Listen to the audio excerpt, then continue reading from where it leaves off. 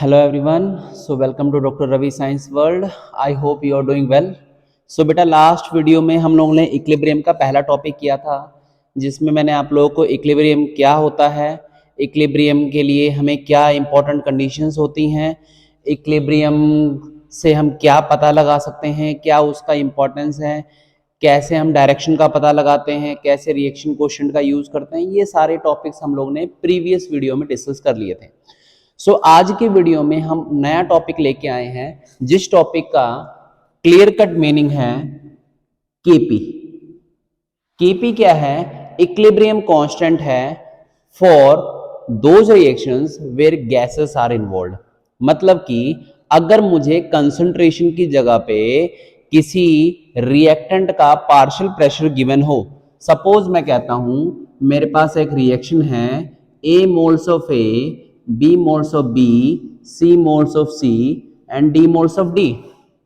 मान लो मेरे पास ये रिएक्शन है, इस रिएक्शन में PA, PB, PC और PD ये चारों मेरे प्रेशर्स हैं, ये सारे के सारे मेरे प्रेशर हैं जो इन रिएक्टेंट के गिवन हैं। तो इस केस में मैं इक्विलिब्रियम कांस्टेंट निकालूंगा केपी के रेस्पेक्ट में। केसी नहीं निकलेगा, यहाँ पे केपी निकलेगा।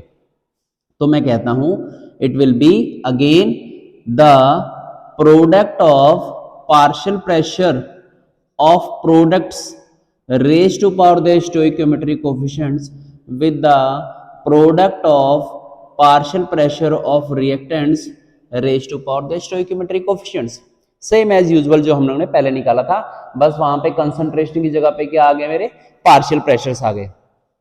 इन केस अगर मैं कहूं कि ए की कंसंट्रेशन ए है, इसकी सी बी है, इसकी सी सी है और इसकी सी डी मेरी कंसंट्रेशन है, सपोज मैं कहता हूं इनकी कंसंट्रेशंस तुम लोगों को गिवन है और ये इनकी कंसंट्रेशंस हैं, तो अब मैं क्या करूंगा, Kp एंड Kc का एक रिलेशन डिराइव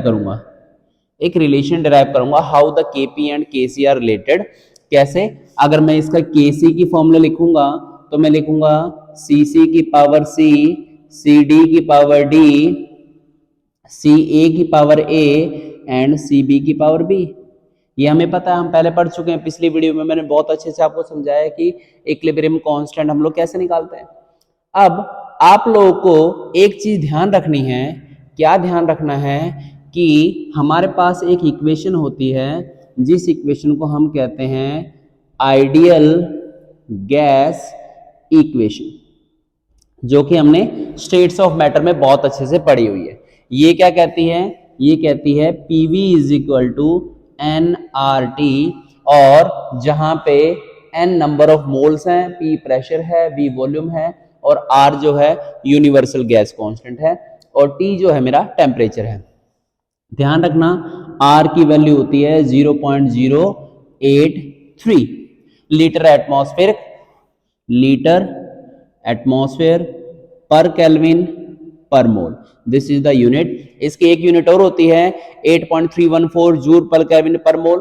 पर जब हमारे पास गैसेस गिवन होती हैं तो हम ये लीटर एटमॉस्फेयर वाला कंसेप्ट यूज करते हैं। अब ध्यान समझना बेटा, PV will be equal to NV upon RT और P is equal to CRT। ये मेरा एक कंसेप्ट बन जाएगा जहां pressure will be equal to concentration into R into T, और R की वैल्यू मैंने तुम्हें बता दी जी की 0.083 लीटर एटमॉस्फेयर पर केल्विन पर मोल होती है, और C मेरी क्या है? कंसंट्रेशन है। अब मेरे पास कितने रिएक्टेंट हैं? 4 रिएक्टेंट हैं, तो हर एक के लिए P और C का एक रिलेशन निकाल लेते हैं। तो मैं कहूंगा PA can be written as CART, PB can be written as CBRT, PC can be written as CCRT and PD can be written as CDRT। Okay, अब हमने क्या किया? हमने PA, PB, PC, PD की रिलेशंस निकाल ली। अब ये चारों वैल्यूज हमने क्या करना है? इक्वेशन 1 में पुटअप कर देनी है। यहां पुटअप करेंगे तो ये बन जाएगा CCRT की पावर C, CDRT की पावर D, CART की पावर A और CBRT की पावर B। अब हम क्या करेंगे? सी ए सी बी इनको अलग निकाल लेंगे, सी सी की पावर सी, सी डी की पावर डी, सी ए की पावर ए और सी बी की पावर बी। आर टी अलग निकाल लो। तो आर टी जब बेस सेम होता है तो पावर क्या होते हैं बेटा, ऐड हो जाती है। नीचे भी जब बेस सेम होगा तो पावर क्या हो जाएंगी, ऐड हो जाएंगी।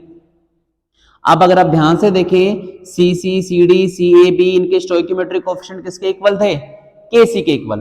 तो मैं लिख सकता हूं K P can be written as K C R T की पावर, अब देखो क्या है, C plus D minus A plus B and this can be written as K P is equal to K C R T की power delta N. Remember this, delta N is C plus D minus A plus B.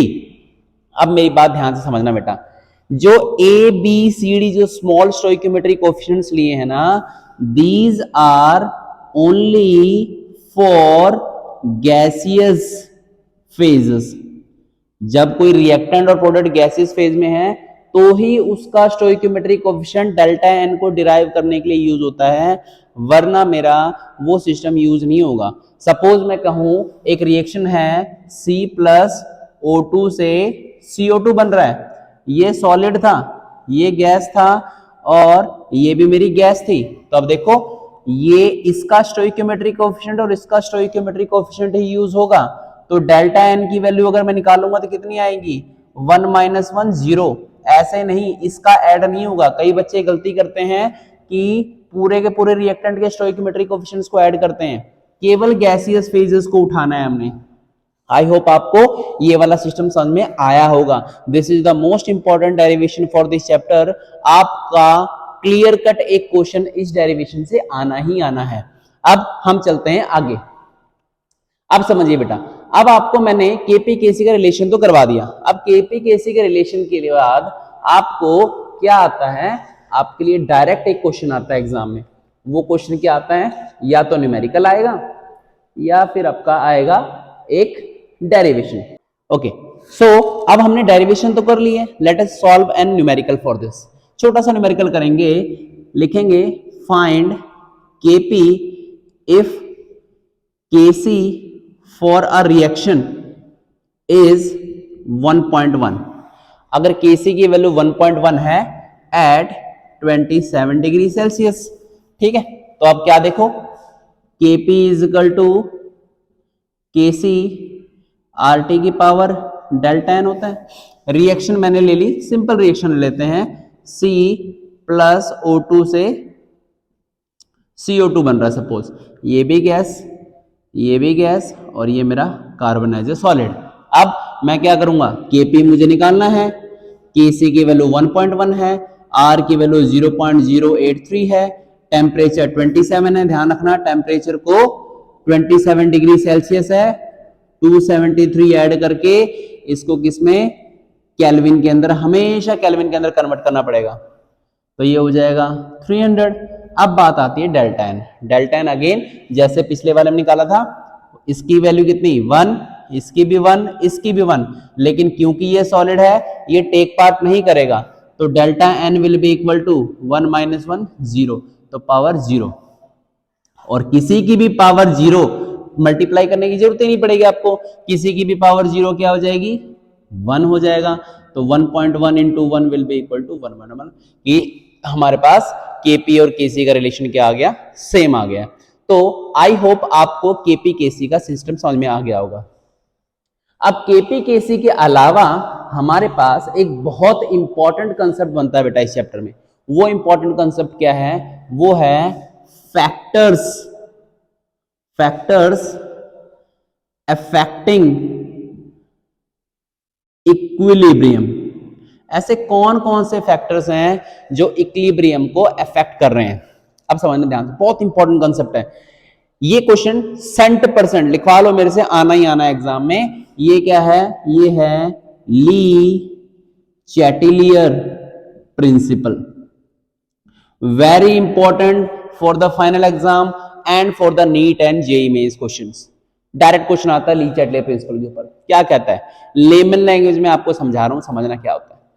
ये कहता है कि मान लो कि मेरे पास reactant से product बन रहा है और प्रोडक्ट से रिएक्टेंट बन रहा है, और कुछ ऐसे फैक्टर्स हैं जो मेरे इस इक्विलिब्रियम को अफेक्ट कर रहे हैं।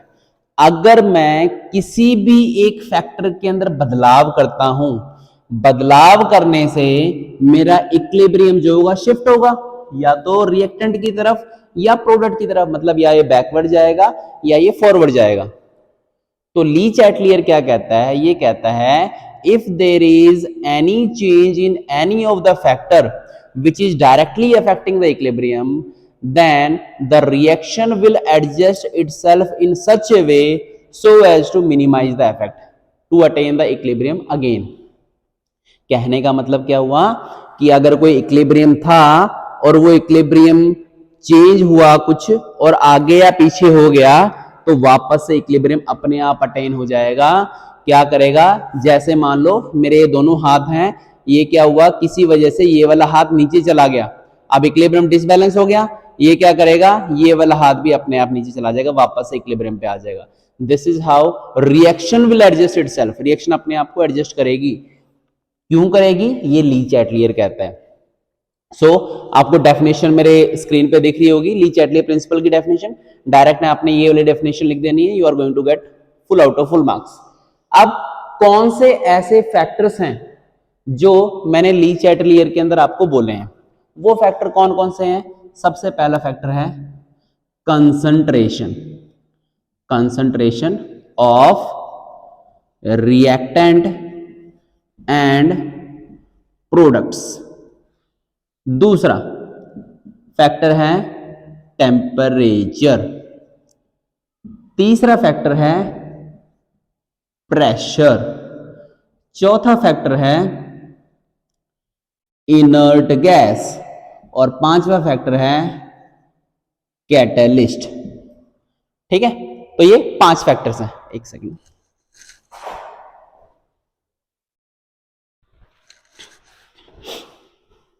ओके तो ये 5 फैक्टर हैं, इनको हम डिटेल में डिस्कस करेंगे। एग्जाम के अंदर फ्रीक्वेंट क्वेश्चन आता है, by write a short note on the factors affecting the equilibrium, और what is the effect of temperature, what is the effect of pressure, what is the effect of inert gas on the equilibrium. एक एक करके पकड़ के चलते हैं। मान लो मेरे पास एक सिस्टम है जिसमें मेरे पास ये रिएक्टेंट है और ये मान लो मेरे पास एक प्रोडक्ट है जो कि इक्विलिब्रियम स्टेट में है। अब क्या होगा, अगर मैं रिएक्टेंट की कंसंट्रेशन को बढ़ा रहा हूं तो ये प्रोडक्ट की तरफ अग्रसर हो जाएगा, आगे बढ़ेगा, फॉरवर्ड जाएगी रिएक्शन। और अगर मैं प्रोडक्ट की कंसंट्रेशन को बढ़ाऊंगा तो ये क्या होगा, बैकवर्ड जाने लग जाएगी। सीधी सी बात, अगर किसी वजह से प्रोडक्ट ज्यादा बन गया तो वो क्या करेगा, वापस शिफ्ट होना शुरू हो जाएगा। और रिएक्टेंट को बढ़ाऊंगा तो प्रोडक्ट ज्यादा बनना शुरू हो जाएगा। So there is a direct effect of concentration on the equilibrium, का डायरेक्ट इफेक्ट होता है। दूसरा आता है टेम्परेचर। टेम्परेचर क्या कहता है, टेम्परेचर की बात करने से पहले हम 2 तरह की रिएक्शन को देखेंगे। कौन से रिएक्शंस हैं, एक है एक्सोथर्मिक और एक है एंडोथर्मिक।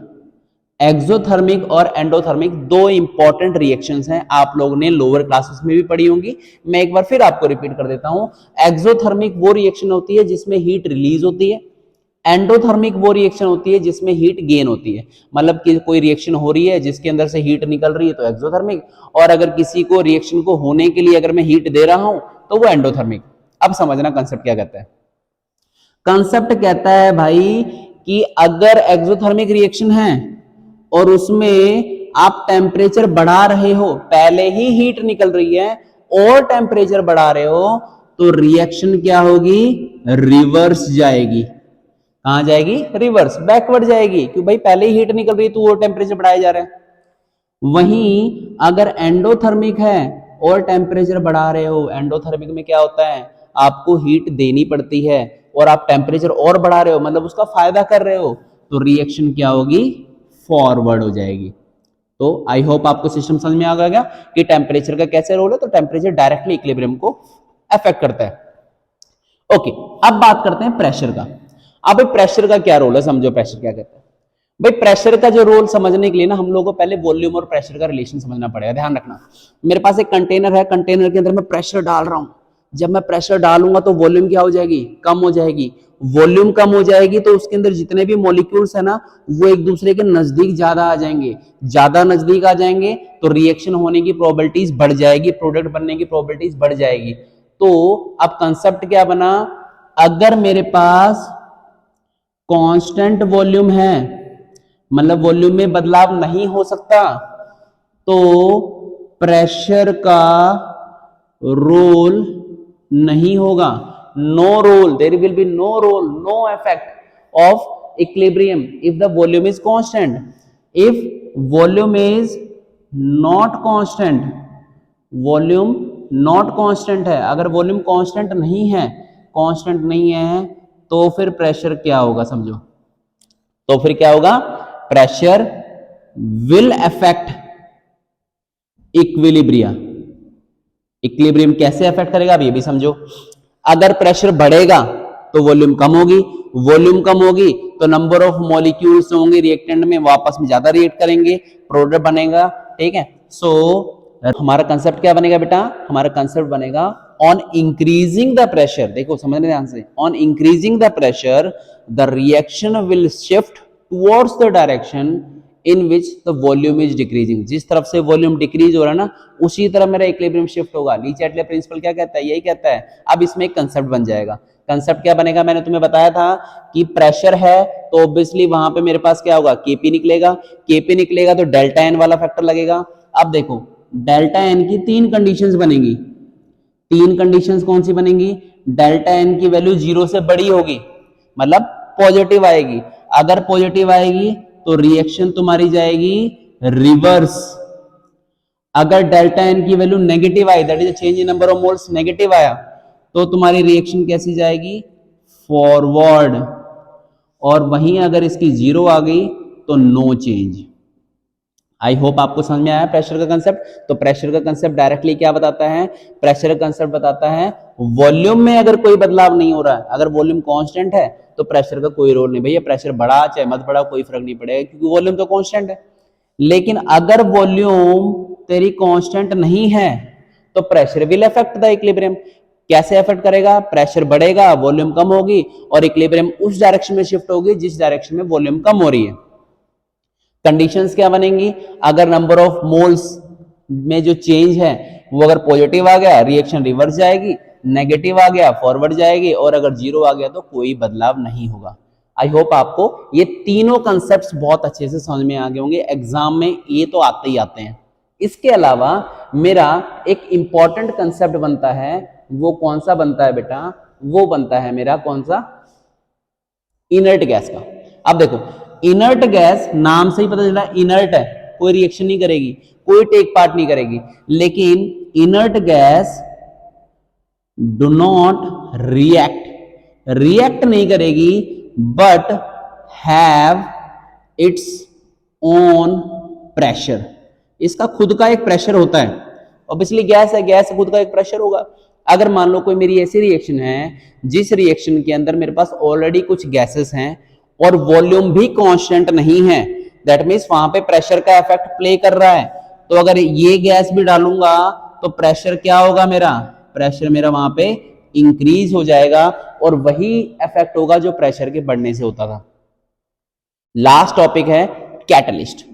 कैटलिस्ट क्या कहता है, कैटलिस्ट मेरा एक ऐसा मॉलिक्यूल है या एक ऐसा सब्सटेंस है जो अपने आप को बिना रिएक्शन में इन्वॉल्व किए हुए रेट ऑफ रिएक्शन को बढ़ा देता है, बिना अपने आप को इन्वॉल्व किए हुए। जैसे एग्जांपल देता हूं मैंने क्या किया, मैंने एक ग्लास के अंदर चीनी ले ली, चीनी लेके मैं उसको शेक कर रहा हूं, ऐसे नॉर्मल हिला रहा हूं, ग्लास को ऐसे हिला रहा हूं, लेकिन उसकी वजह से चीनी को घुलने में टाइम लगेगा। लेकिन वहीं पे अगर मैं एक चम्मच लेके उसको स्विल करना शुरू कर दूं, जल्दी जल्दी करूं, तो चम्मच क्या करेगी, उसका खुद का कोई रोल है नहीं, उसका खुद का कोई अस्तित्व नहीं है कैटलिस्ट की तरह, भैया उसको कोई मतलब नहीं है, हो रहा नहीं हो रहा, लेकिन वो क्या करेगी, रिएक्शन को फास्ट कर देगी, जिसकी वजह से रिएक्शन मेरी क्या हो जाती है, फास्ट हो जाती है।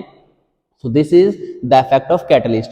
सो catalyst do not play any specific role in equilibrium, equilibrium के अंदर कोई स्पेसिफिक रोल नहीं करता, just increase rate of reaction.